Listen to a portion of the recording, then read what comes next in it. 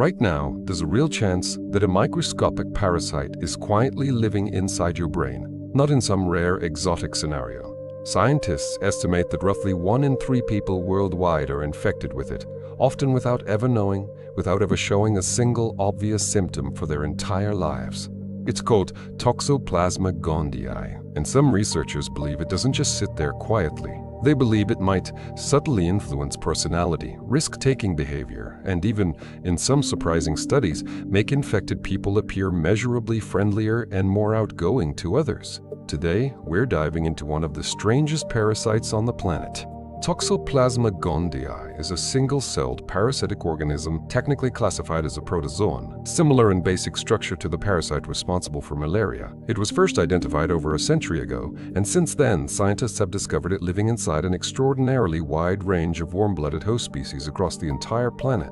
Unlike many parasites that target a single specific host, Toxoplasma can infect virtually any mammal or bird, from rodents and farm animals to dolphins and, yes, human beings.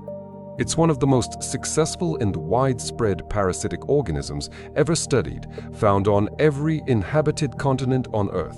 Most infections in humans cause no noticeable symptoms whatsoever. The parasite typically forms small dormant cysts within muscle tissue, and notably within the brain itself, where it can remain quietly present for the rest of a person's entire life, generally without causing any obvious illness in people with healthy immune systems. But here's where things get genuinely strange. Despite being able to infect nearly any warm-blooded animal, Toxoplasma can only sexually reproduce inside one very specific type of host, members of the cat family. Every other species it infects is essentially a temporary biological stepping stone toward that one crucial destination. This single biological detail explains literally everything strange about this parasite's behavior.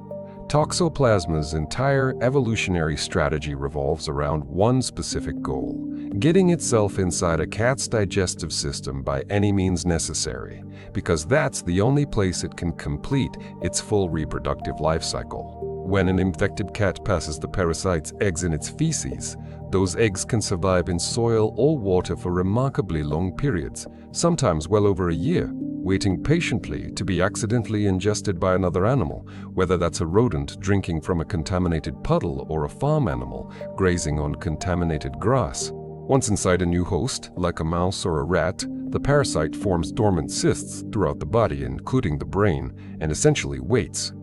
But waiting passively isn't enough for Toxoplasma. It needs that infected rodent to actually end up inside a cat's stomach, which means it needs to dramatically improve the odds of that rodent getting eaten. And this is exactly where things take a genuinely remarkable evolutionary turn. Researchers studying infected rodents discovered something that initially seemed almost too strange to believe. The parasite appears to actively change the rodent's behavior in ways that make it significantly more likely to be caught and eaten by a predator. Normally, rodents have an intense, hardwired fear of the scent of cat urine, an evolved survival instinct that keeps them away from areas where predators are likely hunting. It's one of the most basic, deeply ingrained survival behaviors found anywhere in the animal kingdom, present from birth without any need for learning.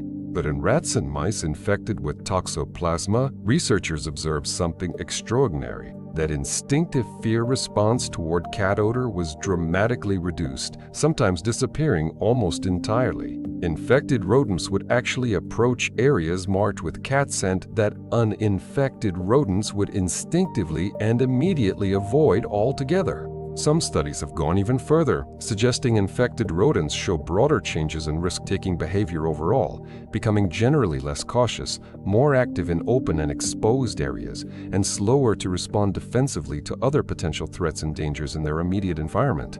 Scientists believe this happens because the parasite forms cysts in specific brain regions associated with fear processing and threat detection, subtly altering neurotransmitter levels, particularly dopamine, in ways that appear to specifically dampen instinctive predator avoidance behavior, all while seemingly leaving most other normal behaviors completely intact and unaffected. The net effect, intentional or not from the rodent's own perspective, is an animal that is measurably more likely to wander into danger, more likely to be spotted, and ultimately more likely to be caught and consumed by a cat, conveniently completing the parasite's entire reproductive journey exactly where it needed to go. Toxoplasma isn't unique in this respect either. Scientists have documented similar mind-altering parasites throughout nature, including a fungus that hijacks ants and compels them to climb to elevated positions before releasing spores, and a parasitic worm that makes infected crickets seek out water and drown themselves, completing entirely different but equally manipulative reproductive strategies. So how do humans actually become infected? The most common pathways include eating undercooked meat containing dormant parasite cysts, accidentally ingesting contaminated soil while gardening, or handling a litter box belonging to an infected cat without proper hygiene precautions afterward. Drinking contaminated water is another, less common but documented pathway as well. Globally, infection rates vary dramatically by region, influenced heavily by local diet, climate, and cultural practices around food preparation. In some countries, particularly parts of South America and continental Europe, infection rates among adults can reach 60 to 80% of the population, while in other regions, rates are considerably lower.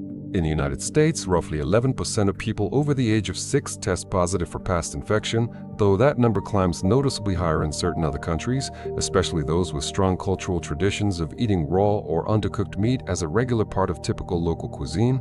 This brings us to the genuinely controversial question: does this parasite affect human behavior the same way it affects rodents?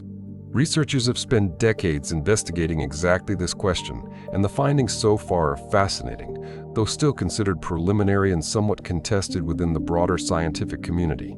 Several studies have found correlations between Toxoplasma infection and certain personality traits, including increased risk-taking behavior, modestly higher rates of car accidents among infected individuals, and in some research, a measurable reduction in fear responses similar to what's observed in infected rodents.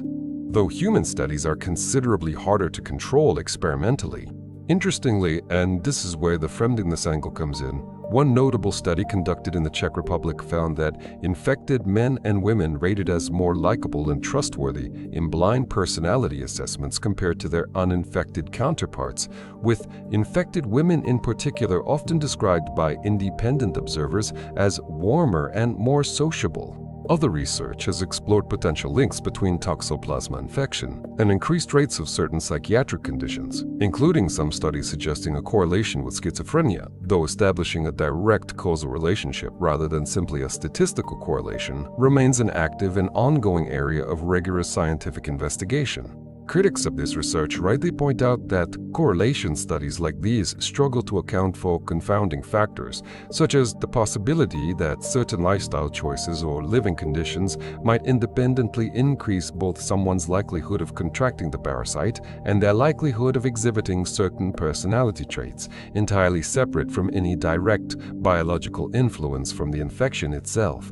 For most healthy people, a Toxoplasma infection is genuinely nothing to worry about, causing mild flu-like symptoms at worst, if any symptoms appear at all. However, the parasite poses serious, well-documented risks for two specific groups: pregnant women and people with significantly weakened immune systems. If a woman becomes infected for the first time during pregnancy, the parasite could potentially cross the placenta and harm the developing fetus, which is exactly why doctors commonly advise pregnant women to avoid handling cat litter and to thoroughly cook meat throughout the entire duration of their pregnancy. For people with compromised immune systems, including those undergoing chemotherapy or living with HIV, a dormant Toxoplasma infection can sometimes reactivate and cause serious illness affecting the brain and other organs, which is why doctors monitor immunocompromised patients for this specific infection particularly closely. So the next time you pet a cat or eat a steak cooked just slightly less than well done, remember that there's a real possibility a microscopic organism is quietly living inside your own brain right now, possibly nudging your personality in subtle ways you genuinely never notice yourself. Whether it makes you measurably friendlier, slightly more willing to take risks, or simply has no detectable effect on you personally at all, Toxoplasma gondii remains one of the most genuinely fascinating examples of how a microscopic parasite can shape behavior across an entire animal kingdom, humans included. If this surprised you, subscribe, because next time we're exploring how Stonehenge was actually built.